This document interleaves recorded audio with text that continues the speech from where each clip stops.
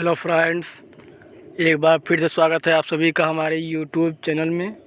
हम यहां पर लेकर आए हैं पर्यावरण से संबंधित कुछ महत्वपूर्ण प्रश्न जो खासकर सभी परीक्षाओं के लिए महत्वपूर्ण हैं।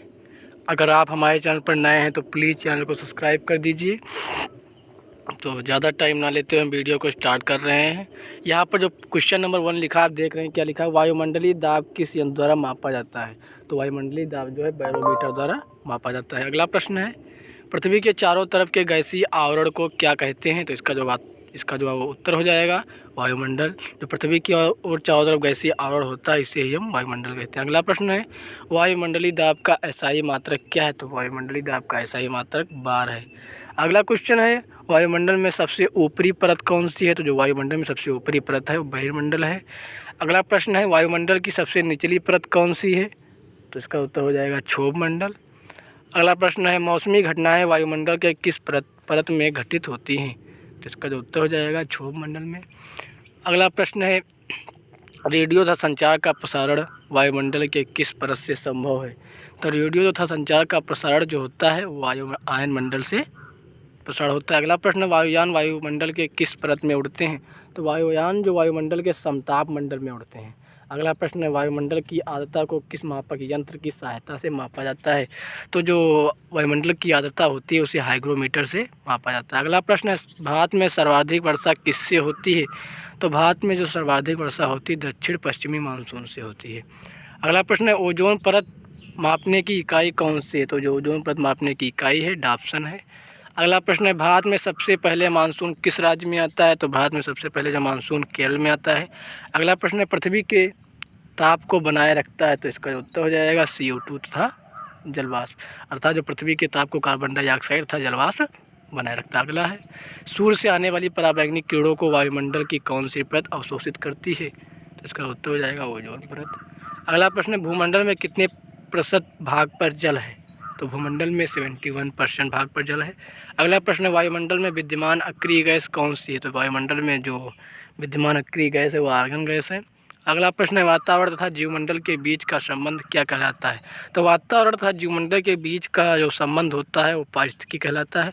अगला प्रश्न है, ग्रीन हाउस गैसें कौन कौन सी हैं? तो ग्रीन हाउस जो गैसें हैं CO2 से carbon dioxide, NO2 nitrogen dioxide, CH4 से मीथेन है और CFC से क्लोरोफ्लोरोकार्बन है। अगला प्रश्न, अधिकतम वर्षा कहाँ पर होती है? तो अधिकतम वर्षा विषुवतीय क्षेत्रों में होती है। अगला प्रश्न है, न्यूनतम वर्षा कहाँ पर होती है? तो न्यूनतम वर्षा जो होती है ध्रुवीय क्षेत्रों पर होती है। अगला प्रश्न है, महासागरों की औसत गहराई कितनी होती है? तो महासागरों की जो औसत गहराई होती है 4000 मीटर होती है। अगला प्रश्न है, वायुमंडल में जलवाष्प की मात्रा कितनी है? तो वायुमंडल में जो जलवाष्प की मात्रा है 0 से 4% होती है। अगला प्रश्न है, जीवमंडल पर ऊर्जा का मूल स्रोत कौन है? तो जीवमंडल पर ऊर्जा का जो मूल स्रोत है सूर्य है।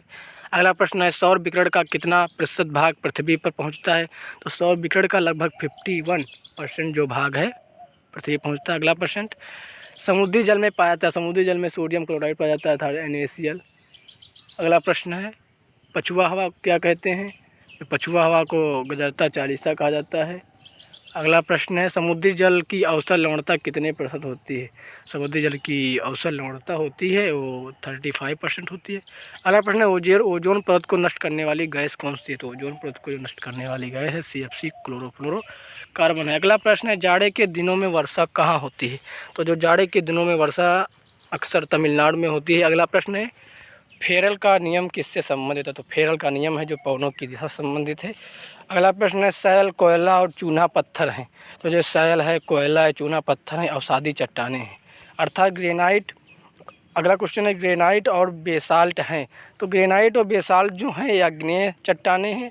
अगला प्रश्न है, जल का राशि कितने भाग जल स्वच्छ है? जल राशि का कितने भाग जल स्वच्छ है? तो मतलब 2.5% जो हमारे पृथ्वी जल पाया जाता है उसका लगभग 2.5% ही जल स्वच्छ होता है। अगला प्रश्न, सर्वाधिक लवणता किस झील की है?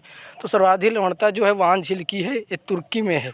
इसमें जो 330% लवणता पाई जाती है। अगला प्रश्न है, स्लेट और संगमरमर हैं। तो स्लेट और संगमरमर जो है रूपांतरित चट्टानें हैं। अगला प्रश्न है, पछुआ हवाओं के कारण होती है। पछुआ हवाओं के कारण चक्रवाती वर्षा होती है। अगला प्रश्न है, उल्का से संबंधित घटनाएं होती हैं। तो उल्का से संबंधित घटनाएं जो होती हैं मध्यमंडल में होती हैं। अगला प्रश्न है, क्षोभ मंडल में प्रति 1 किलोमीटर की ऊंचाई पर जाने पर ताप घटता है। तो 6.4 डिग्री सेंटीग्रेड ताप घट जाता है। अगला प्रश्न है भारत की जलवायु कैसी है? तो भारत की जो जलवायु है उष्णकटिबंधीय जलवायु है। अगला प्रश्न है वायु है, तो वायु गैसों का मिश्रण है। वायु में नाइट्रोजन जो है 78% पाई जाती है, ऑक्सीजन 21% पाई जाती है तथा कार्बन 0.03% पाया जाता है। अगला प्रश्न है वनस्पतियों, जानवरों और सूक्ष्म जीवों के अवशेष पाए जाते हैं, तो इसका उत्तर हो जाएगा अवसादी चट्टानों में। अगला प्रश्न है ध्रुवीय क्षेत्रों में चलने वाले बर्फ़ की आंधी को क्या कहते हैं? तो इसका हो जाएगा उत्तर ब्लीजर्ड। अगला प्रश्न है ग्रीन हाउस गैसों की संकल्पना किसने की थी? तो ग्रीन हाउस जो गैसों की संकल्पना जोसेफ फारियर ने की थी। अगला प्रश्न है पर्यावरण के अध्ययन कहते हैं? तो पर्यावरण के जो अध्ययन होता है इसे इकोलॉजी कहते हैं।